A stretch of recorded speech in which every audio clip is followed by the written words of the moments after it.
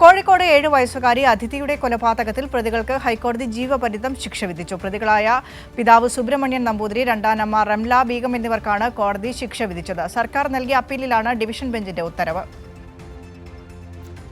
2013 April 29-നാണ് 7 വയസ്സുകാരിയായ അതിഥി പിതാവ് സുബ്രഹ്മണ്യൻ നമ്പൂതിരി ക്രൂരമായി മർദ്ദിച്ചതിനെ തുടർന്ന് കൊല്ലപ്പെട്ടത്.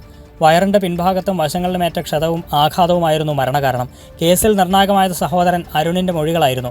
പിതാവും രണ്ടാനമ്മ റംല ബീഗവും തങ്ങളെ സ്ഥിരമായി മർദ്ദിക്കാറുണ്ടെന്നും പട്ടിണിക്കിടുന്നത് പതിവായിരുന്നുവെന്നും സഹോദരൻ മൊഴി നൽകി. സ്വകാര്യ ഭാഗങ്ങളിൽ ഉൾപ്പെടെ 19 മുറിവുകളാണ് മൃതദേഹത്തിൽ കണ്ടെത്തിയത്. എന്നാൽ വിചാരണ കോടതി പ്രതികളെ കൊലപാതക കുറ്റത്തിൽ നിന്ന് ഒഴിവാക്കി.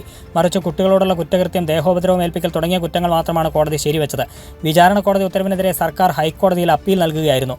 വിശദമായ വാദം കേട്ട ഹൈക്കോടതി പ്രതികളെ കൊലപാതക കുറ്റത്തിൽ നിന്ന് ഒഴിവാക്കിയ കീഴ്ക്കോടതി നടപടി റദ്ദാക്കുകയും കൊലക്കുറ്റം ചുമത്തുകയും ചെയ്തു. തുടർന്ന് കോടതി നിർദ്ദേശപ്രകാരം പ്രതികളെ നേരിട്ട് ഹാജരാക്കിയതിനെ തുടർന്നാണ് ശിക്ഷാവിധി പ്രഖ്യാപിച്ചത്.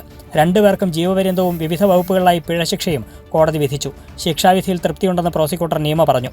പല ഇൻസ്റ്റൻസായിട്ട് ഈ ചെറിയ കുട്ടി അനുഭവിക്കേണ്ടി വന്നിരിക്കുന്ന ക്രൂരമായ പീഡനങ്ങൾ, അത് ആ പോസ്റ്റ്മോർട്ടം സർട്ടിഫിക്കറ്റ് മാത്രം നോക്കിയാൽ അറിയാൻ പറ്റും. ഒരു തിളച്ച വെള്ളം ഒഴിക്കുക, കുട്ടിയുടെ പ്രൈവറ്റ് പാർട്സ് പട്ടിണിക്കിടുക, ടയേഴ്സം ജോബ്, ഇതൊക്കെയായിരുന്നു ചാർജ് പ്രോസിക്യൂഷൻ കേസ്. അതൊക്കെ നമുക്ക് കോടതിയിൽ പ്രൊഡ്യൂസ് ചെയ്യാൻ പറ്റി, തെളിവ് ഹാജരാക്കാൻ പറ്റി.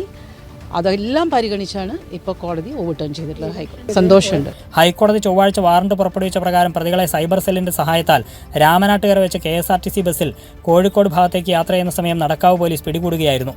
കൈരളി ന്യൂസ്, കൊച്ചി.